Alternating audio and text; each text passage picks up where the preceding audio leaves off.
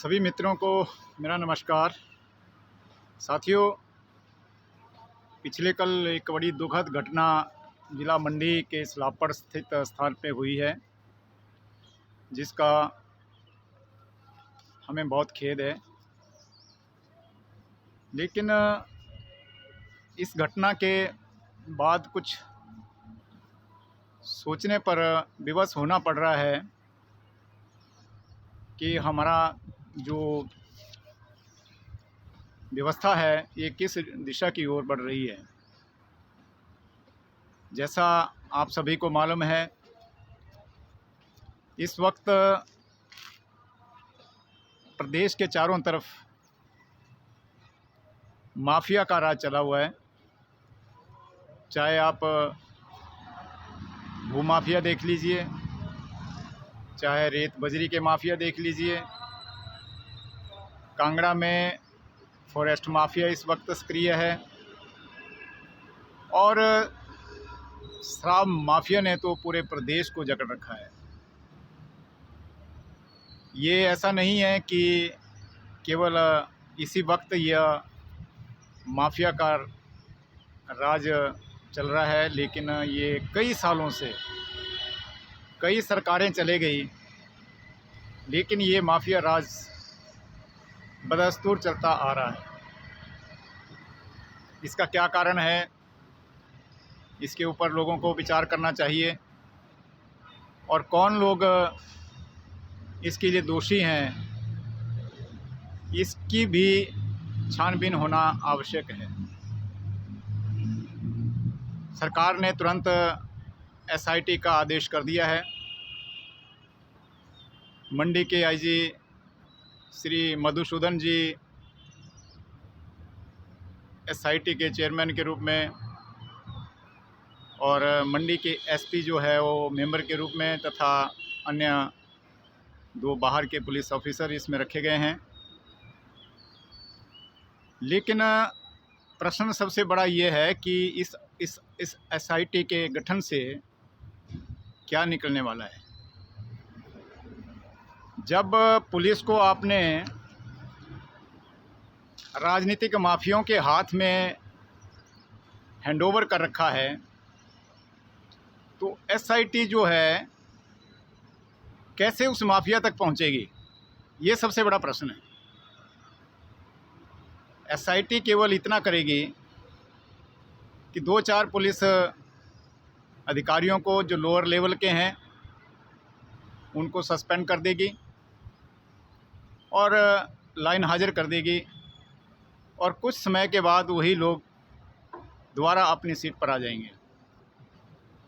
लेकिन जिन लोगों ने अपने घर के मुखिया जो है वो खोए हैं, जो बच्चे अनाथ हो गए हैं, जो पत्नियां विधवा हो गई है, जिनके परिवारों से रोजी रोटी कमाने वाले चले गए, उनका क्या होगा।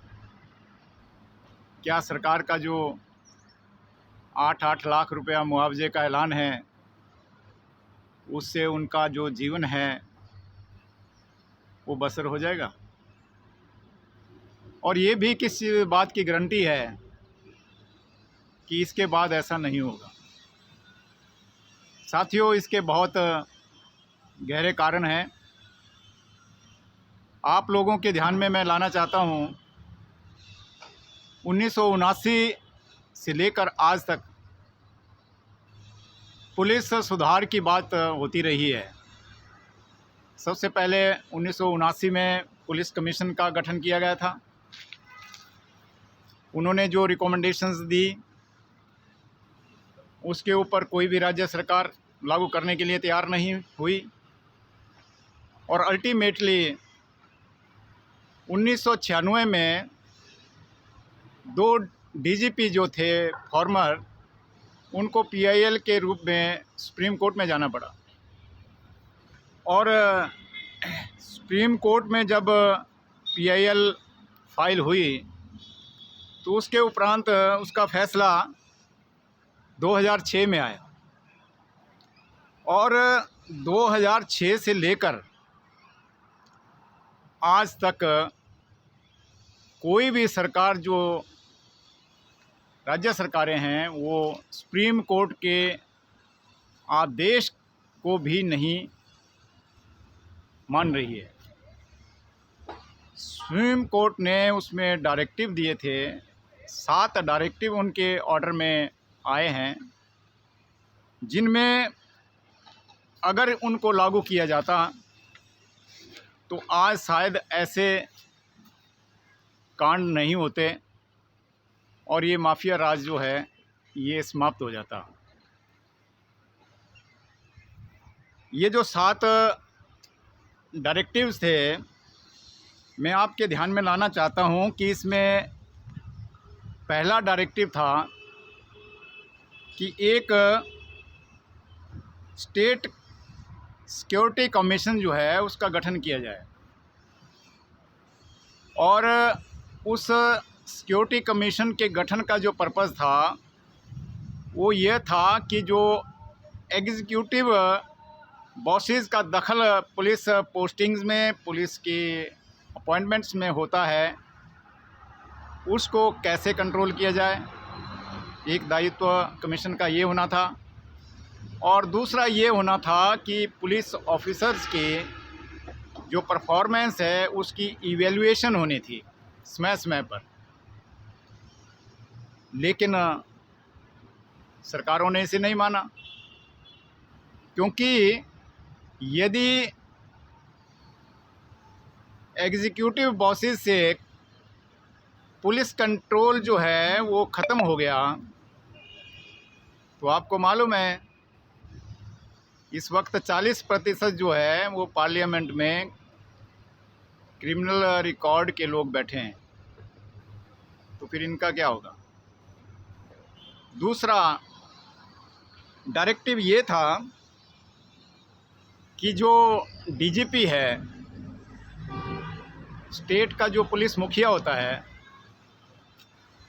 उसकी जो पोस्टिंग है वो मेरिट के आधार पर होनी चाहिए। उसका एक पैनल होना चाहिए, उस पैनल में जो मेरिट पर टॉप पर आता है उसको डीजीपी लगाना चाहिए, और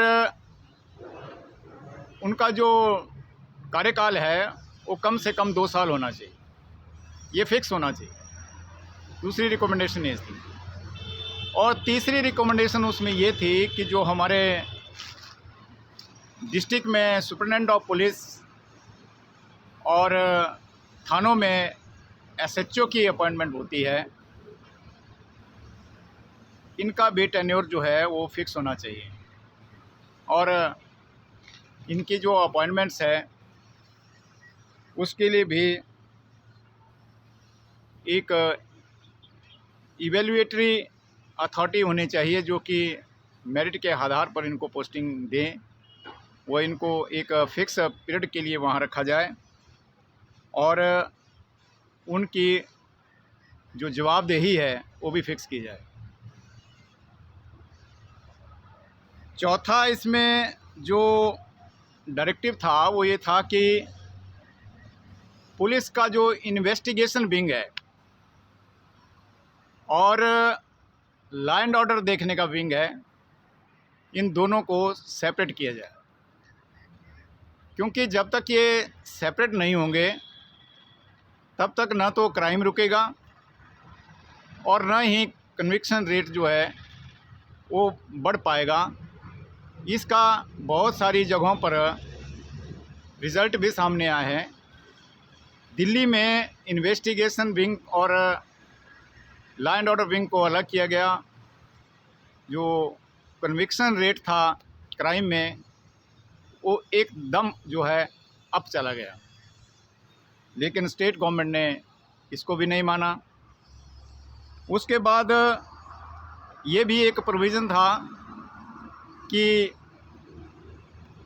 पुलिस कंप्लेंट अथॉरिटी जो है उसका गठन किया जाए। Police complaint authority means DSP से ऊपर के अधिकारियों के अगेंस्ट यदि कोई कंप्लेंट फाइल करना चाहता है तो उस अथॉरिटी के पास जो है कंप्लेंट फाइल कर सकता है। लेकिन ये भी सिरे नहीं चढ़ा। और एक पुलिस एस्टेब्लिशमेंट बोर्ड बनाने का इसमें प्रोविज़न बनाया गया था। ये भी एक डायरेक्टिव था कि एक एस्टेब्लिशमेंट बोर्ड बनाया जाए। उसमें जो हमारे पुलिस अधिकारी होते हैं उनकी पोस्टिंग से पहले एक इवैल्यूएशन होनी चाहिए उनकी मेरिट की, कि किस अधिकारी की परफॉर्मेंस क्या रही है और उसकी इंटेग्रिटी क्या है, उसके उपरांत उसकी पोस्टिंग होनी चाहिए। इस प्रकार का एक बोर्ड बनना चाहिए जो कि उनकी पोस्टिंग को रिकमेंड करे। और लास्ट जो डायरेक्टिव था वो ये था कि नेशनल सिक्योरिटी कमीशन का गठन किया जाए। नेशनल सिक्योरिटी कमीशन मीन्स जो एक पूरे भारतवर्ष में हमारे बहुत सारे पैरामिलिट्री फोर्सेस भी हैं, स्टेट पुलिस भी है, उनके लिए एक पैनल तैयार किया जाए ताकि समय समय पर उस पैनल में से जो है अलग अलग जगहों पर, अलग अलग प्रदेशों में और जो हमारे पैरामिलिट्री फोर्सेस हैं उनमें पोस्टिंग अधिकारियों की जाए। लेकिन साथियों, आप लोगों को मैं बताना चाहता हूं कि कोई भी प्रदेश सरकार इस प्रकार के रिफॉर्म पुलिस में लाना ही नहीं चाहती और उसका परिणाम आज आपके सामने है। और अभी 2010 में कुछ पुलिस अधिकारियों ने सुप्रीम कोर्ट में फिर से एक एप्लीकेशन फाइल किया था कंटेम्प्ट ऑफ कोर्ट का, जिसमें महाराष्ट्र, कर्नाटका, यूपी और वेस्ट बंगाल को कंटेम्प्ट नोटिस भी निकले थे, लेकिन रिज़ल्ट वहीं का वहीं है। अब कोर्ट भी अपनी चार दीवारी से बाहर क्या करे। कोर्ट का जितना दायित्व है वो निभा रहा है, लेकिन ये जो राजनीतिक माफिया है, इस माफिया ने पूरे के पूरे हमारे तंत्र को ग्रैब कर रखा हुआ है। अब इससे छुटकारा कैसे मिले, ये जनता के सामने सबसे बड़ा प्रश्न है। जहाँ तक सलापड़ कांड की बात है, बहुत सारे लोगों के हमने वीडियो देखे, उनके बातें सुनी। कितने दिनों से ये लोग शिकायतें कर रहे थे कि वहाँ पर शराब माफिया जो है वो हावी है, और क्यों पुलिस उसके ऊपर कार्रवाई नहीं कर रही थी। ये आज के समय में एक बहुत बड़ा प्रश्न चिन्ह जो है हमारी ज़िला पुलिस के ऊपर लगाता है। अब वही पुलिस जो है इसकी इन्वेस्टिगेशन करेगी तो रिज़ल्ट क्या आने वाला है?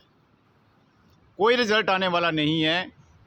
इसलिए मेरा तो स्पष्ट कहना है कि इस सारे कांड की जांच जो है वो हाई कोर्ट के माननीय सिटिंग जज से करवाई जाए, ताकि उस माफिया के गिरवान पर हाथ डाला जाए जो इसके पीछे है।